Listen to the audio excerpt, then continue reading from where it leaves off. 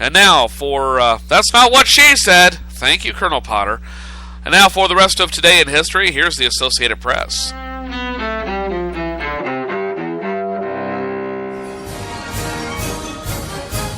November 11th, 1918.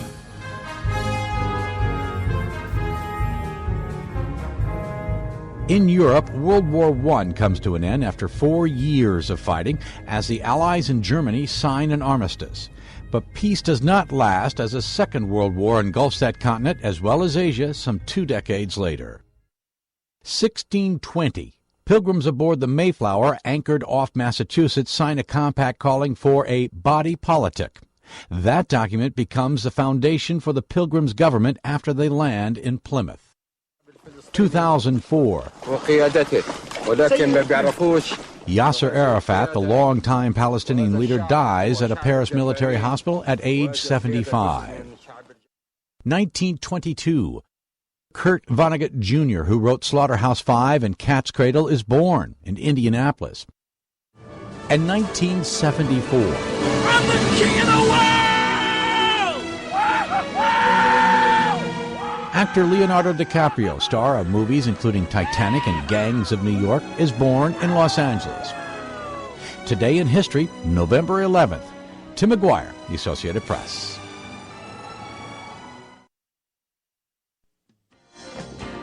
This is Across Our Wide Missouri with Bob Priddy. June 18th, 1847, New Mexico has been conquered by the American forces fighting the Mexican War, but there are malcontents among the conquered citizens. Some of the leaders have been arrested, and the Americans in charge think a possible rebellion that has been rumored has been put down. But they're wrong. There is a revolt. The Missourian, who is the governor, and 5 other people will die. Some of the members of the governor's family escape by digging through the adobe walls of their home and take refuge in a smaller house next door. It is up to another Missourian to restore order. We'll tell that story in a minute. Hi friends, Joe Hafner here. Are you interested in buying, selling, trading, or renting a house? Or maybe you're in the market for buying or selling a car, or perhaps selling or giving away clothes, furniture, or electronics. Well, I can help you out. Just email me, Joe, at Gunther'sHouseOfFriends@gmail.com. That's Gunther'sHouseOfFriends@gmail.com. Email me today with your item and or items, and together we'll come up with a creative way to buy, sell, trade, or rent any reasonable item or service that you want. Keep in mind, though, I don't deal with the exchange of firearms, alcohol items, drugs, or anything illegal or immoral. So send me an email today at Gunther'sHouseOfFriends@gmail.com. The governor was Charles Bent, the first civilian governor of New Mexico. He was part of a trailblazing Missouri family. He was about 6 years old when his father, Silas, became a judge of the Common Pleas Court in St. Louis. He had 10 brothers and sisters. Most of his early life is lost in history. It's known that sometime in his teens he attended Jefferson College in Pennsylvania and later went to West Point, but he resigned from the Army to go into the Santa Fe trade and it was just beginning to grow at that time.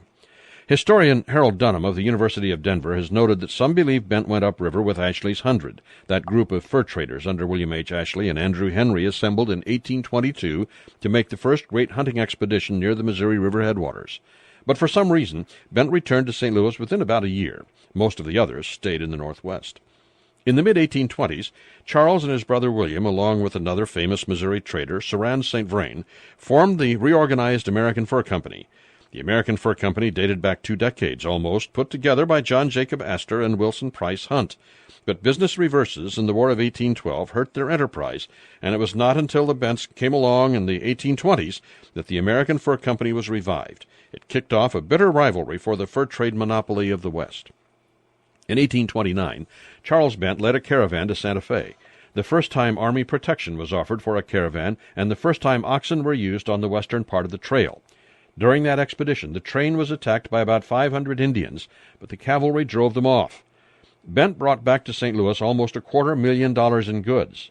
One later expedition produced 98,000 pounds of beaver furs and 355 buffalo robes. By 1833, he and St. Vrain had become the leading traders on the Santa Fe route. They'd established stores at Taos and in Santa Fe, and a major fort on the Arkansas River. The fort was set up to further expand trading with several Indian tribes in the area. 2 more forts were organized, one on the South Platte and the other on the Canadian River. The first fort was called by Dunham one of the leading 3 or 4 fur trading posts in the West. Certainly, he said, the most outstanding one in the Southwest. Bent and St. Vrain bought buffalo robes for about 25 cents worth of trade goods on the frontier, and then sold them in St. Louis for $5 or $6. On the other hand, brandy, sold for $2 a gallon in New York, sold for $25 a gallon at Fort Bent. It's no wonder they flourished. As the Mexican War approached, St. Vrain and Bent told General Phil Kearny New Mexico should not be too hard to take. It certainly wasn't. Kearny entered Las Vegas, New Mexico in August of 1846 and absolved the people of any allegiance with the Mexican government. 3 days later, he took Santa Fe without a shot, and by September he'd set up in New Mexico as an American territory and had Charles Bent as the first civil governor at Taos. Attempts were made to jail any revolutionary leaders, but a few escaped and drummed up what came to be called the Taos Revolt, Mexicans and Indians, who attacked the Bent home on the night of January 18th and 19th, 1847. They killed the governor. In the next few days, Sterling Price, later a Missouri governor, and his 350 men took control and put down the revolt, but New Mexico remained under martial law for 4 years, all of which was too late, of course, for Charles Bent, the first civilian governor of New Mexico, born on this date, the 11th of November, in 1799. Typhoon disaster relief in the Philippines grapples with a rapidly depleting budget. Marketplace Morning Report is produced in association with the University of Southern California.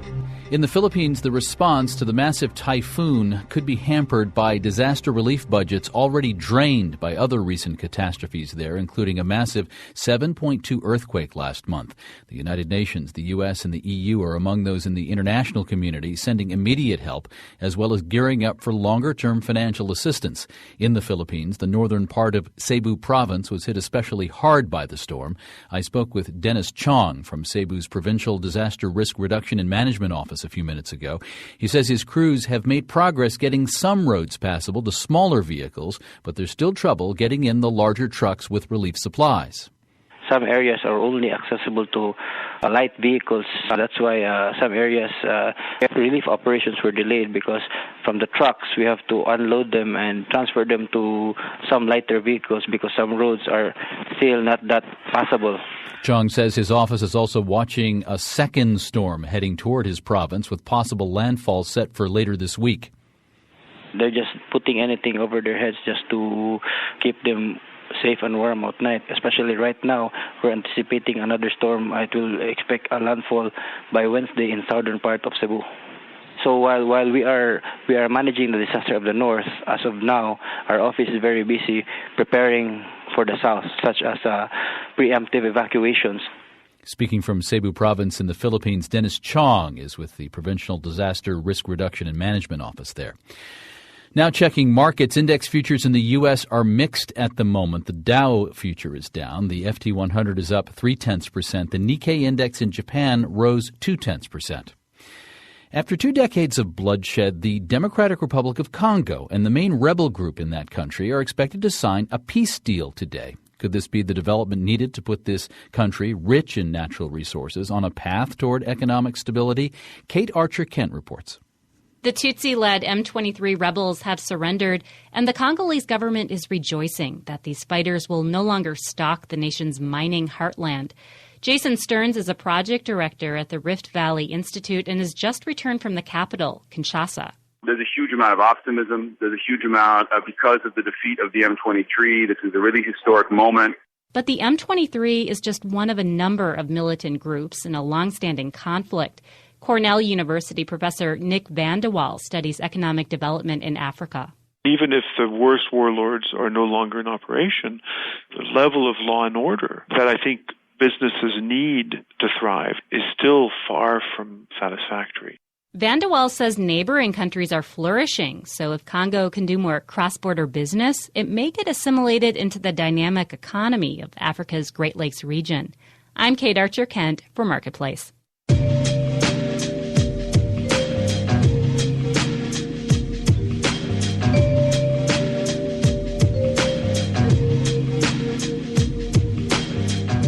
Veterans Day today is a time to honor and remember those who serve and have served. There are ceremonies scheduled from coast to coast. The Army's first female four-star general will be the Grand Marshal in the Veterans Day Parade in New York City. Ann Dunwoody has now retired after a 37-year career in the military. As we honor people serving the country in the military, it would be nice if we could also get them their paychecks regularly and without hassle. And here's where advances in mobile banking come in. Marketplace's Mark Garrison reports. For most, depositing a check via smartphone is a mere convenience, saving a trip to the bank. But for military families spread around the world, it's much more. It's a real lifesaver, actually. Scott Beggs is stationed in Germany, where his wife is an Air Force captain. Without mobile, they'd have to use mail. The possibility of the check getting lost is high. The possibility of it getting tampered with or stolen is high. Not to mention the 3-week to 4-week mail time. Those of us using smartphone deposit now take for granted the consumer technology that debuted in 2009. But that rollout would have come much later, if ever, if not for military families and the very unusual bank that targets them, USAA. Engineer Malin Mortensen shows me around the company's cluttered Texas lab, where it pioneered mobile deposit. We have all kinds of technologies. We're looking at drones, understanding... Yes, he said drones, also 3D printers all strewn about like transformers in a kid's bedroom. They're now working on better voice recognition for disabled Iraq and Afghanistan vets who can't easily use touchscreens. As for mobile deposits, USAA didn't have to invent everything here. Banks and businesses exchanged scanned checks for years, but Assistant VP Neff Hudson says regular customers were left out. Nobody trusted their consumer enough to say, hey, we're actually going to extend remote deposit capture out to the consumer market. USAA became the first bank to do so. Others have since fallen in line, and the feature is increasingly common.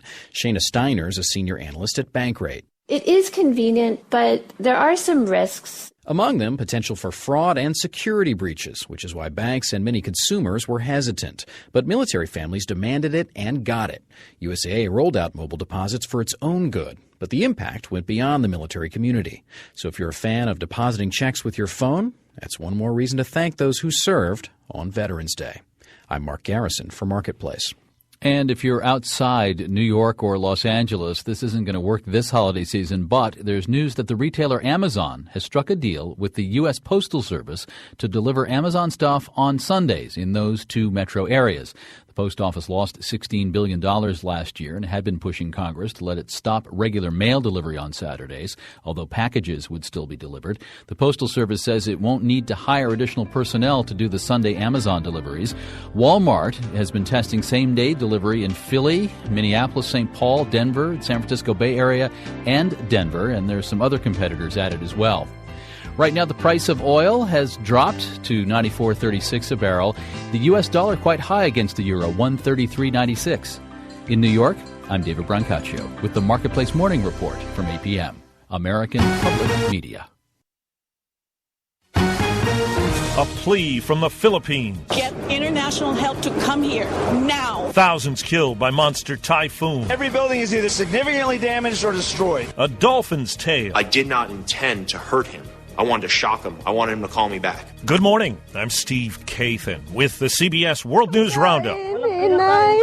Cries of help from the Philippines, where officials say the death toll from the powerful typhoon that smashed the country could hit 10,000 or more. Magina Fernandez lost her home and business. This is really, really like bad, worse than hell. American Marines have arrived in the Philippines with supplies and helping hands. The streets are all closed. You can see where there was a 15 to 25 foot wave came across entire villages.